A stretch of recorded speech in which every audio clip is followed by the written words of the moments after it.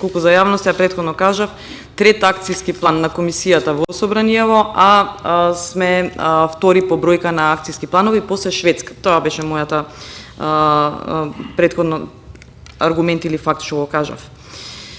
Како што кажав, самиот акцијски план произлегува една група која што треба да го следи акцијскиот план, во тоа група сум и јас.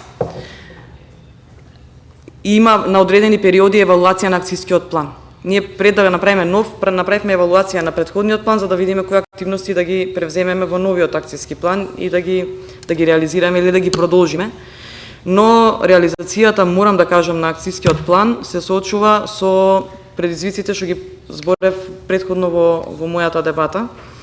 Затоа што многу пати во недостаток на човечки ресурси ние не можеме да постигнеме, буквално иницијативите ги постигнуваме, да ги препратиме до ресорни министерства, но не постигнуваме во следење на како тече процесот во институциите, а од течењето на процесот во институциите зависат многу активности во акцијскиот план да се реализираат.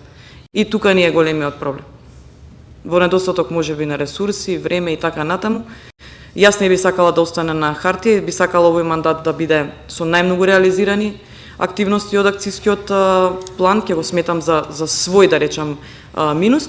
Дефинитивно зависи од менаџментот на одредено тело, било каде и во фирма и било каде и група да се води или институција, најмногу зависи од менаџментот, ама се судираме со фактот во реалноста дека немаме доволно човечки ресурси. За жал, тоа е тоа.